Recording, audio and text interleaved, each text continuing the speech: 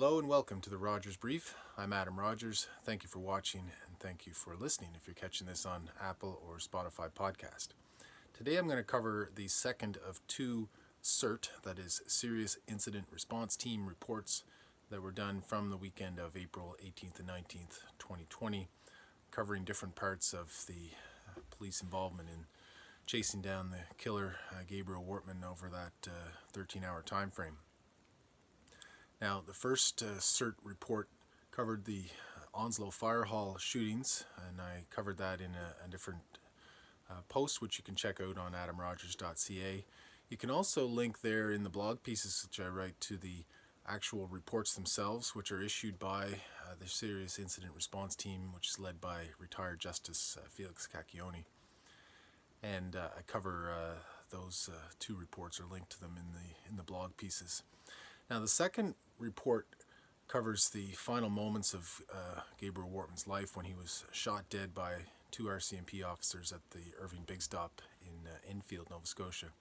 And for those that don't know, the Big Stop in Enfield is located about halfway between Truro and Halifax, and so it's about maybe an hour away from Portapique and the area where the massacre started. And that morning, that Sunday morning, there was a few incidents which led police to know or believe that Wortman was in that area and perhaps heading towards Halifax. He had been seen and conducted some violent incidents and killings in the Brookfield area and along that road. So he was headed in this direction. And the report covers the final moments when two RCMP officers pulled up to the gas station and shot Wortman dead. Now, the report, which I linked to in my blog piece as well, is quite brief, only about 4 pages, and it talks about how Wortman was driving away from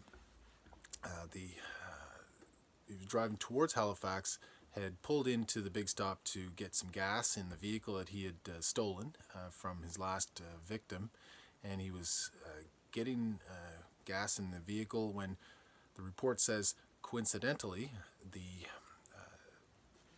RCMP showed up in a Suburban, and one of the officers exited the vehicle, the report says, to begin refueling, looked across at the adjoining pump, saw blood, recognized Wortman from a photo, and then they must have connected, their eyes connected. Wortman raised his pistol. He had several firearms in the vehicle, and then both officers opened fire and killed Wortman almost instantly. The SIRT report describes it as a split-second, high-consequence decision, and of course clears, therefore, the officers of any certainly criminal wrongdoing, and acknowledges or seems to confirm that what they did was proper under the circumstances. Now, I know one of the officers, the one that I think made the fatal shots, and that was Constable Craig Hubley, who I guess he must be about 15 years into his time as an officer now. I knew him when he was a relatively junior RCMP officer in Antigonish. He was a good officer, I know, at that time. He was a good note taker. If you had a file with his involvement, you know that it was going to be reliable. So, I'm not certainly saying anything bad about Officer Constable Hubley, but we've seen some video leaked from both the Big Stop and another gas station just up the highway, which calls into question some of the elements of the SIRT report. So I want to talk a little bit about that. Now, to orient ourselves a little bit, there's the Big Stop at the exit in Enfield. The next exit up the highway back towards Truro, there is a Petro-Canada. Now, people in Nova Scotia would be familiar with this exit. On one side, if you're going towards Halifax, is the Superstore, and on the other side is the Sobeys Mall there. A number of fast food places to stop in. There's Tim Hortons there and a McDonald's. So that's the exit we're talking about. And there's some video released from the Petro-Can which shows Wortman pulling up in this Mazda 3, a gray Mazda 3. And that's important because the last known vehicle he had been driving was actually a a Ford Escape, which he had stolen from Joey Weber, the Good Samaritan who had stopped to try to help out when Wortman and Heidi Stevenson had collided and had that confrontation. So Wortman had killed Mr. Weber, taken his Ford Escape, although I'll say the SIRT report notes it as a Chevy Tracker, but we know it was a Ford Escape.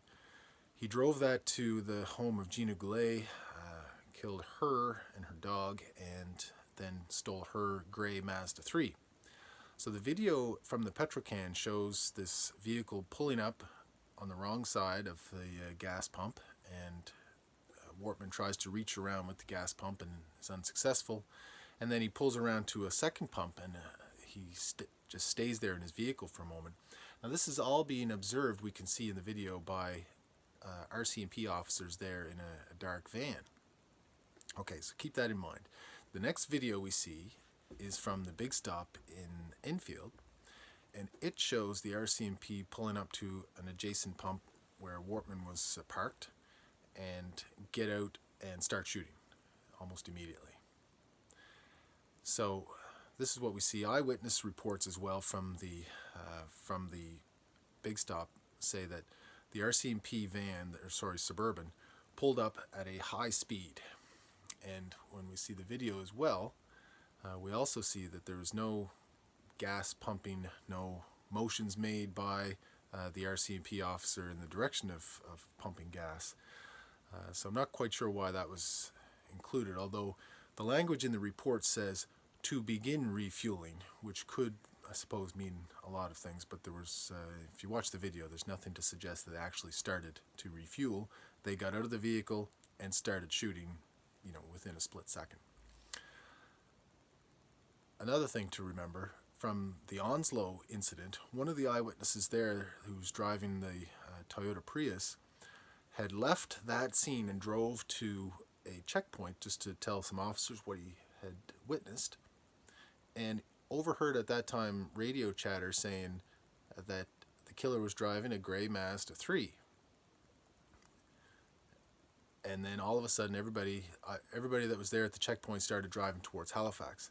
This is consistent as well with a Halifax Herald reporter who saw the vehicles, or the RCMP's vehicles, sort of form a caravan and head off towards Halifax, and was getting calls as well that there was something going down in Enfield. So the evidence suggests from the videos, certainly, that Wortman was spotted at the Petro-Canada, that he was then followed to the Big Stop, which is about just under 8 kilometers away, so not very far, 4 or 5 minute drive at the most, that the officers then had a minute or two to come up with a plan or a course of action or think of a plan, and then they confronted Wortman at the first sudden movement that Wortman made, they opened fire and shot him dead.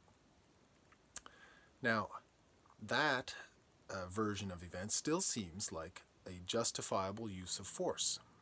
So it's curious, and I would say, go so far as to say suspicious, that the RCMP official account, doesn't fit with what we know and what we can see in the videos, what we can see from the evidence and other witnesses that have described it.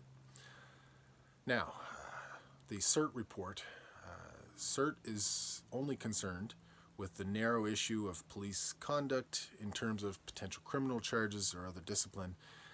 And so it's not a big surprise to me that this report would be narrower in scope and will really only look at Constable Hubley's actions, and nobody suggests or thinks that he should be disciplined or anything like that. He should be hailed as a hero or as a quick thinking or quick acting police officer that he is. But it would have been nice, perhaps, to have a clean moment of heroism in all of this, and yet even here, these critical actions are tainted because the RCMP didn't give an official account. They didn't mention the Petro-Canada situation, whether they had any knowledge, the change of vehicles, all these sorts of things. So these are something, this is an area we're going to look for clarification during the Mass Casualty Commission hearings because it's important, maybe not in terms of some things, but it opens the RCMP to question if even at this seemingly critical moment of heroism that they wouldn't just tell a straight story that fits with the video evidence that we've seen. So something to watch for as the Mass Casualty Commission hearings get started. We'll be looking to see what else might come out in terms of information in the meantime, and if there's anything else to report, we'll be back to give you more videos, more insight, and look forward to seeing you then. Thanks for watching.